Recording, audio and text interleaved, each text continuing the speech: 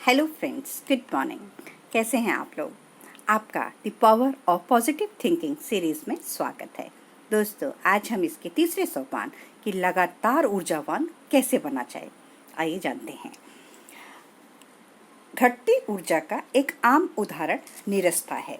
दबाव, लगातार एक ही रूटीन और लगातार जिम्मेदारियों का बोझ मस्तिष्क की ताजगी को नीरस बना देता है, जो किसी व्यक्ति में अपने काम को सफलतापूर्वक करने के लिए होना चाहिए। जैसे कोई एथलीट नीरस हो जाता है, उसी तरह कोई भी व्यक्ति, चाहे उसका व्यवसाय कुछ भी हो, खराब दौर से गुजरता ही है। इस मानसिक स्थिति में पहले जिस काम को तुलनात्मक रूप से आसानी से किया जाता था, अब उस काम को कठिनाई से करने में भी पहले से अधिक ऊर्जा के व्यय की आवश्यकता होती है।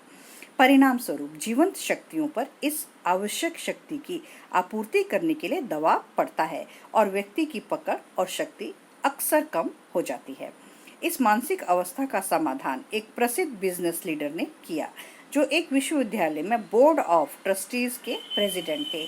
एक प्रोफेसर पहले बहुत लोकप्रिय और बहुत बढ़िया प्रोफेसर था, परंतु अचानक न जाने क्या हुआ कि उनकी पढ़ाने की क्षमता कम होने लगी। अब वह अपने विद्यार्थियों में रुचि जगाने में असमर्थ था।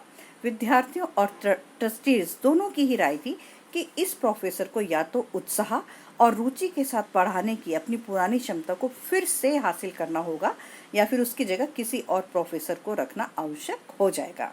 ये लोग प्रोफेसर को बदलना इसलिए नहीं चाहते थे क्योंकि उनकी रिटायरमेंट में अभी बहुत समय बचा था और उनके पास कई सक्रिय वर्ष थे।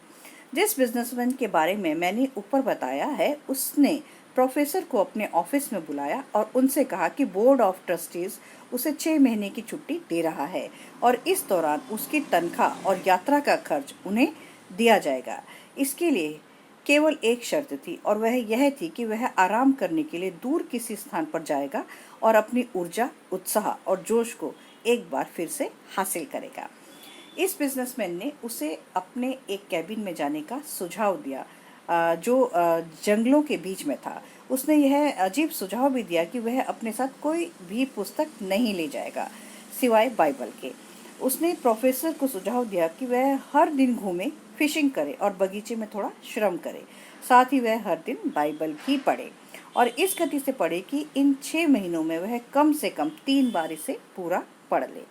उसने यह सुझाव भी दिया कि प्रोफेसर बाइबल के जितने प्रसंग याद कर सकता हो याद कर ले, ताकि इस महान पुस्तक के महान विचार और शब्द उनके दिमाग में पूरी तरह से समा जाए। बिजनेसमैन ने कहा, मुझे विश्वास है कि अगर आप 6 महीने तक प्रकृति के समीप रहकर लकड़ियां काटेंगे, जमीन खोदेंगे, बाइबल पढ़ेंगे और गहरी झीलों में फिशिंग करेंगे तो आप बिल्कुल नए व्यक्ति बनकर लौटेंगे।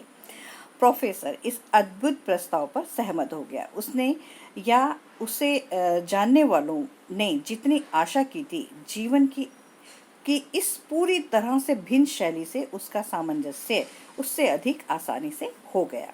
दरअसल उसे यह जानकर आश्चर्य हुआ कि उसे यह पसंद आया। जब वह आउटडोर जीवन शैली का आदी हो गया तो उसने पाया कि उसे इसमें आनंद आ रहा है। उसे अपने बुद्धिजीवी सहयोगियों और अपनी पुस्तकों की कुछ समय तक तो याद आई, परंतु जब वह बाइबल पढ़ने के लिए विवश हो गया, जो उसके पास एकमात्र पुस्तक थी, तो वह इसमें डूब गया। उसे यह जानकर आश्चर्य हुआ कि बाइबल पुस्तक नहीं बल्कि यह अपने आप में पूरी लाइब्रेरी थी। अपने पन्नों में उसे आस्था, शांति और शक्ति मिली। 6 महीने बाद जब वह लौटा तो सचमुच एक नया व्यक्ति बनकर लौटा। जब यह बिजनेसमैन अब मुझे बताता है कि यह प्रोफेसर अब जबरदस्त शक्ति का भंडार बन गया है। उसकी नीरसता अब गायब हो चुकी है, पुरानी ऊर्जा एक बार फिर से लौट आई है और शक्ति का प्रवाह हो चुका है और जीवन का आनंद एक बार फिर नए अंदाज में वापस लौट आया है। तो दोस्तों, आपको मेरी वीडियो पसंद आई तो आप इसे अपने दोस्तों में शेयर कीजिए, लाइक कीजिए, सब्सक्राइब कीजिए, मेरे चैनल पे बने रहिए। गुड बाय दोस्तों।